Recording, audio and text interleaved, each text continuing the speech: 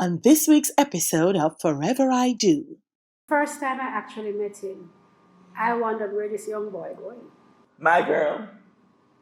Yes. Talking about my girl, my girl. We ask you to come in and just tell us what you'd like to capture for your day. This is Forever I Do.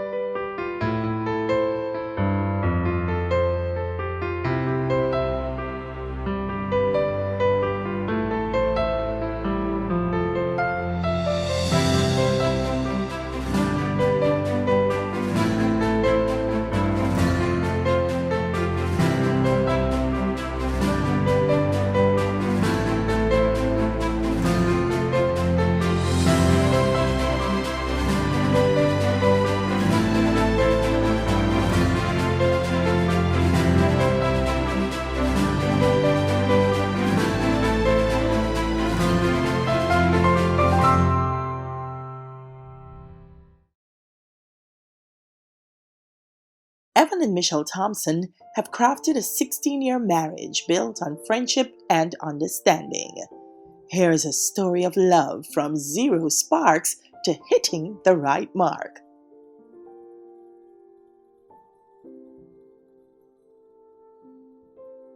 Michelle was there because we were in each other's presence for a long period of time, for a couple of years. But somehow I wasn't sure what I wanted, but other people saw and said, this is the person where you're waiting on. And, eventually the bell went off and the light went on. And yeah. It was the first time I actually met him. I wondered where this young boy going. We met in a group that sang together. It was a choral group. And we were looking, I was in the group before, we were looking for new members because we had whittled down to a small number. And so one of the girls had invited him to come and he came with a friend. And I just thought these were two high school boys who had come to this thing because he always looked younger than his age. So for me, that was where it had ended. It is not until two of the girls in the group decided they were supposedly setting us up. They're the ones who informed me that he was actually older than I was, which was a different spin. He likes to tell people that I was the one running after him. I'll let him continue with that. She was a stalker. I don't think that there was any great spark that took off. I think we kind of just got to know each other better. And we realized that there were things we liked about each other. And then we started to talk more, see each other more. And then we thought, let's try a relationship together, and we started. But even then, we weren't very sure. I wasn't very sure that is what I wanted. I think at that point in my life, I wasn't a young boy. I mean, we were well established. We were both independent people. And I didn't know at that point that I needed anybody anymore. I just thought, I would just live my life. I would just continue. But then there were some things that were missing, of course, and I thought, maybe this is it. But then because of my unsurety, I had to kind of question myself, question my motives a lot. And at one point we actually decided, let's not bother with this because it's not working. And we pressed on our way, and then we came back together after that, and then I think it was cemented. I think maybe we were too comfortable with each other as we went along. In an initial thing, a lot of times people feel a spark, and then when the spark goes, they think, okay. But a lot of couples don't realize that love is a decision as well. It takes more than just the spark to keep you going for the 20, 40 years, because there are going to be periods of sparks and periods of embers. You're gonna have to work and walk through it. And we actually went for pre-engagement counseling, meaning at that time we decided, well, let us find out what. And the counselors basically said the same thing, wait for a spark, because right now you're all just kind of comfortable with each other, and so we just took a break.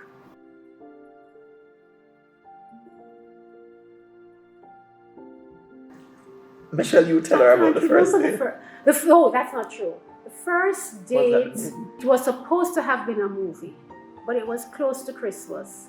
And that wasn't happening because the traffic getting into Carib was ridiculous. And it was too late. And so we ended up going to get some frozen yogurt, and then we just drove up Jack's Hill, and then we sat and talked. That was the first date. I think maybe he needed that break. When other people started to show interest is when he decided, I don't remember any of that. I think that may have stirred a realization that, I don't know if I would want to lose this. I don't know if that's it. I suppose some of that did take place, but I found it very strange that at one point I just became very certain. I was going about very unsure for a long period of time, and then one day I just said, but this is what I wanted. This is what I really want.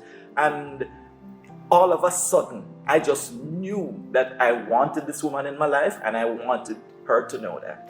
And we just made that decision. We got engaged actually on my birthday. It happened on my birthday because I don't normally work on my birthday, so I had the time and I was spending time with her. He was very busy that day. I was up and down with, but I was so sure that this is what I wanted. I went and visited her father, I went and visited her mother, and told them, this is what I'm going to do. And by evening, I took her out. She had just done a course she was doing, and she thought I was taking her out because she had finished her course. It was my birthday, but I wasn't doing it for my birthday. So we went out and had a drink or two, and then I told her my intention, and she said, yes!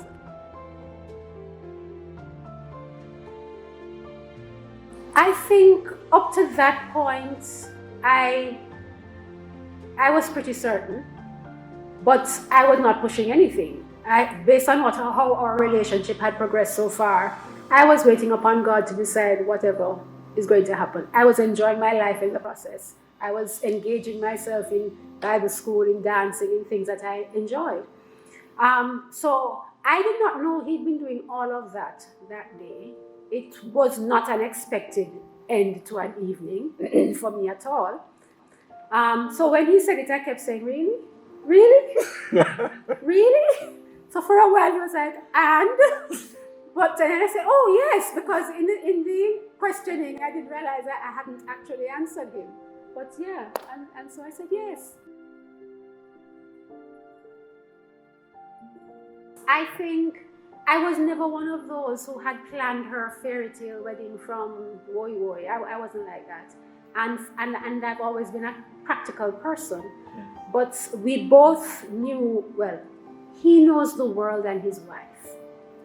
We could not afford to have all of his church and all of the many acquaintances and associates. We just couldn't, plus my family is large. Both our families are fairly large. So it came down to it being practically something that's predominantly family with a few close friends. And we were fortunate. We had some really good friends who took it on. They became the wedding planner, they became the decorator, they became the makeup artist, they did everything. And so it was really, short of paying for the place and the food, much of everything else was covered by our friends and our family. Yeah. I would think that I might have been a little bit fussier. In church, I would be involved in praise and worship. So I just knew that this had to be God-centered.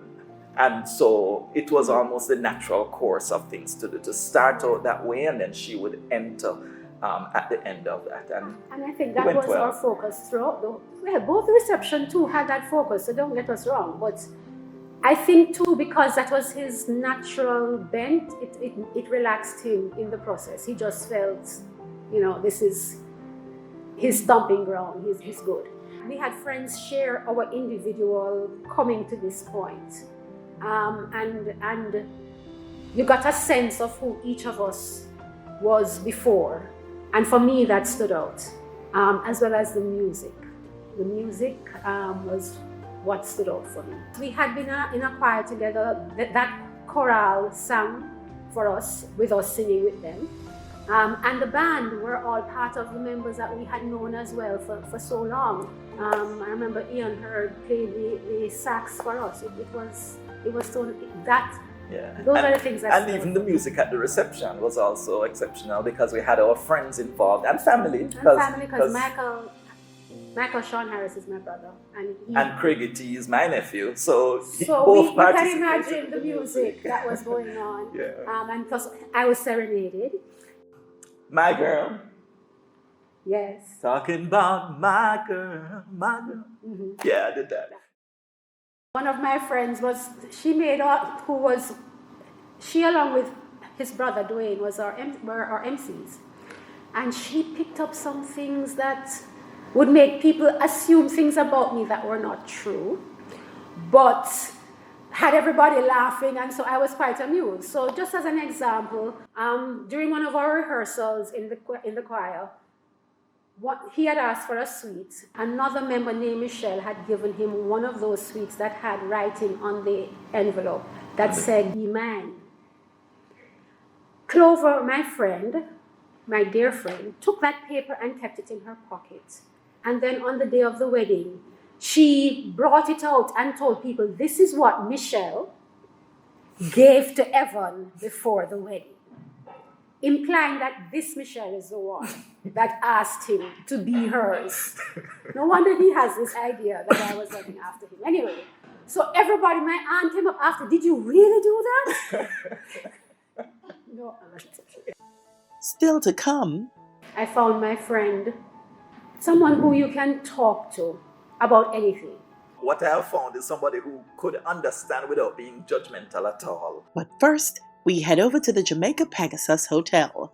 Located in the capital city of Kingston, it is the ideal destination for your special day, offering a variety of sophisticated indoor and outdoor venues. Director of Sales, Mrs. Prudence Simpson, takes us through our wedding venue checklist.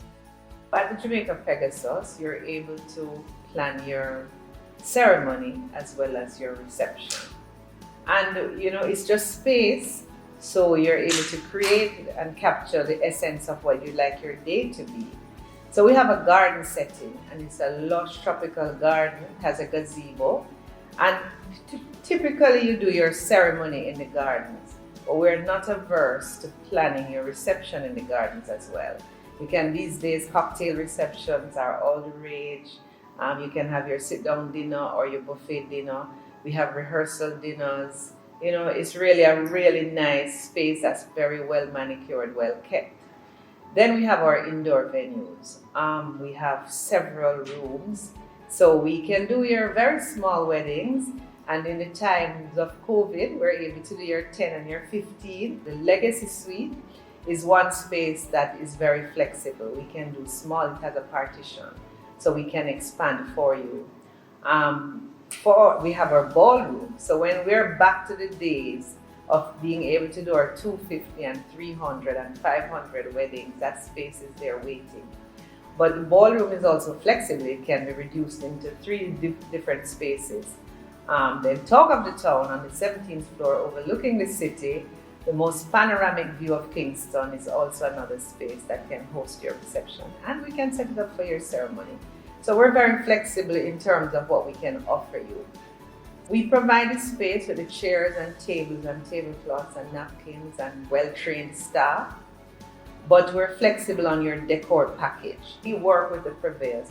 So we provide banquet chairs, but if you wanted to bring your ghost chairs or your Chivalry chairs, we have no difficulty. You just have to tell us and we make arrangements for delivery. So you need to bear in mind the time that you have to set up. So when you're planning, make sure you ask for what's there before, and you may need to book additional time to give you enough time to transform the space into that elaborate glamour setting that you'd like. We've actually packaged our wedding package to include accommodation for the bride and groom. So we have different price points and different numbers, so you can get day use rooms to get dressed. So you bring all your purveyors in, your makeup artist, your designer to come in and fix you up in your suite for the day. You spend the day with your ladies. You can book to spend the night before and get rest up for the morning. And then we also have honeymoon suites.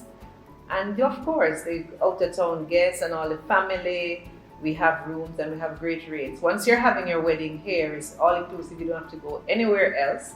You can take your pictures on property. So we start from arrival, rehearsal, dinner, then the wedding on the day, get dressed, all the things, all the doodads, take your photos, have your ceremony, go into your reception, dance and party the night away, and then you take the elevator and you go up to your room and rest up.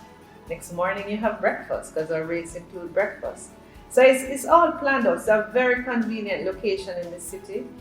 So you start the process by coming in to meet with one of our coordinators in the sales office. We take you on a tour of the property, and then we discuss with you your plans for your day. And we do great food, we do bar service, so it's all inclusive. The date is usually very important for us because we're a very busy space. So your date is once you have your date in mind. And sometimes you come with your date and the date is not available because somebody has booked it already. So we're trying to be a little flexible. So you have 2 or 3 dates in mind. Saturdays are popular for weddings simply because you're able to invite persons who are not going to work or inconvenient people. But there are other days. You can get married on Sundays. Sunday weddings are becoming very popular. It's not just for the Adventists. You can get married on a Sunday. You can get married on a Wednesday. You can get married. If you read some of those dream books, they actually have other days that are lucky days for getting married. Okay, so we can get married any day of the week. And then we sit and we talk about what do you want to achieve. Do you want a nice, relaxed atmosphere? You just want your friends to come and you all chit-chat and move around? Or do you want something formal? Do you want to sit and have everybody entertained? Food is served. You don't want people getting up, going to a buffet line. So you want a nice plated service, very formal. But then you may want to have the less formal. So you go for the buffet style, cocktail style. So the options are there. So we talk to you, we understand what your needs are. And then we help to put it together. We talk about your color scheme. We talk about, the number of persons you want to have, how many persons in the bridal party. And then we look at your decor package, all of that. The decorators in Jamaica are very talented. I've seen Indian weddings tend to be very elaborate. So they use a lot of flowers. They really go all out with the flora and transform the spaces. I've seen some really beautiful ones. But I've seen some simple ones where, there's one in mind. I can't say who, but a decorator transformed the garden into a very simple space once with just some fabric hanging from trees. That was a wow moment for me. So yeah, I've seen some beautiful ones. I have a lot of fabulous memories of great, beautiful weddings, but they're all special. Everybody brings something special, and you just, you want the person to just leave with special memories. We encourage you to talk to us about all your plans so we can guide you in terms of the number of hours you need for setup, what you need to bring in, if you're going to have a backdrop, if you're going to bring flowers, plants, we don't do the wedding cakes at this time at the hotel. So we allow you to bring your wedding cake, have your cake person come in, set up the table, and we assist. But we encourage you to talk to us about all your plans. So it's the sales office at the Jamaica Pegasus. Start with having a look at the website, look at the packages, then send us an email. And one of the able ladies in the sales office, Crystal, is a very capable wedding coordinator. She will get back to you and guide you through the process, help you to select your menu. And yes, and then on the big day, we'll all be here for you. All the members of staff, from our general manager, the bellman at the front desk staff, our receptionists, our wait staff, we're all here to make that day special. Thanks, Prudence. Hi, this is Evan and Michelle, and you're watching Forever I Do. It has been good. It has been good. I think I found my friend before I found my husband. Someone who you can talk to about anything. I mean, you don't have a limitation on what you think you need to hide or anything. There's none of that. And somebody especially who will listen and who you can listen to, because I think that's a big part of it. And who you share everything with. I mean, you share what you're thinking, what your hopes are, what you would want to see, what you don't like, all of those kind of things. For me, that is what, and then you know that they're still going to love you with all of your dirty sit down, with all of the things that, you know, you might want to have hidden from other people, but they'll still love you and accept you. What I have found is somebody who could understand without being judgmental at all. Just a blank slate to hear you, to understand what you're thinking. I think that is what I needed, kind of to complete me, because everybody realized that I needed somebody like Michelle. And I think that I found Michelle. I think it was the best person. She was the best person. We have really grown to understand who we were, who each other was, because I think we took a lot for granted, thinking we were a lot similar. We thought that there were many likes that we had with that we shared, but then occasionally we would see something that showed us that we were very different. So working things out were, I think, high points of it. I mean, just realizing differences and being able to talk about it and understanding each other better. Of course, we now have 2 children, and the process too of having those children and growing with those children have been high points. It kind of brought us a lot closer together, just going through the building up of the family. Yeah. So those have been high points. And mixed in with the low points in yes. great measure. I mean, one of the points that also I think drew us closer together was when the living helper, who was like a mother to Evan, because when his parents died before I'd met him, but I never met them. Okay. But before we got married, they died. And the living helper who had been there from he was a baby was essentially the replacement mother, like a mother to him. And she became the mother to our first son, in fact. But then she got very ill very suddenly, or not that suddenly, but she didn't let us know. By the time we found out, it was quite far advanced. And within about 4 or 5 months, she had died. But it was a process of going through and taking care of her and doing all of that I think also brought us closer together. And in the loss of her, the family also kind of came together even closer as well. So there's that. And then there have been periods where my father has gone through a number of illnesses and having to be going to the hospital with him and so on, and having to lean on each other and having to depend on, you know, you fill in the gap where I can't do this and so on.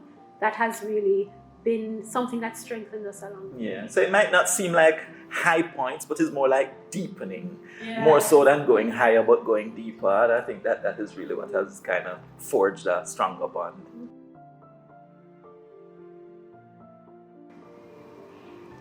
I think mutual respect is something that must be central to any kind of relationship. I respect Michelle in her differences. We are not the same, and we should never be expected to become the same. She will always have her way of looking at things. She will always have different ways of thinking how things should be resolved. And I have to respect that. She comes from a different place, and she will think differently. What I think is not necessarily better, but it's not necessarily worse. It's just different. We are different. And I think the respect of differences is something that we need to understand a lot more, so that we realize that it means being complementary and not necessarily conflicting. Mm-hmm. I can understand you being differently without needing to change you to agree with how I think. But sometimes it will be done my way, sometimes it will be done yours, but we will support the final decision anyway. And I think that respect too is what makes you stronger. I always tell people, you're on the same team. Remember, you're on the same team. It's not you against each other, if anything, it's the two of you against the world.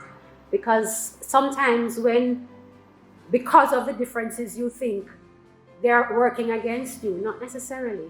I need to remember, no, he has my best interest at heart, and I have his best interest at heart. Because we can get lost along the way if we're not sure of that. And I think as we go on over the years, you realize the strengths of the other person. That helps you in the places that you are weak. So you might not think my advice makes sense initially until you see how it plays out.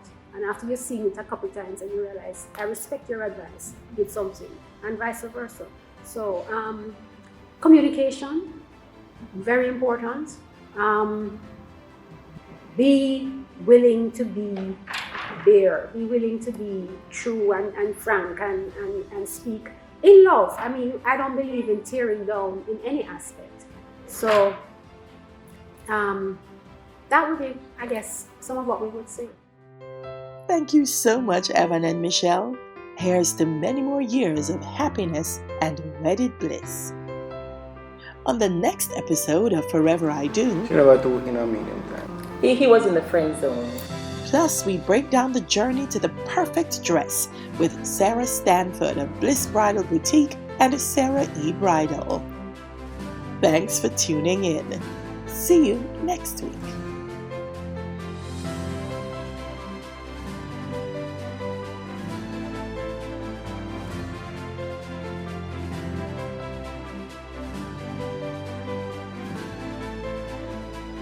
Makeup services by Nardine Makeup. Coordination and planning, Shakima Hines of Island Bride, Jamaica. Set decor, Thai Flora Luxe. Forever I Do is filmed on location at the Jamaica Pegasus Hotel, your wedding destination in Kingston, Jamaica.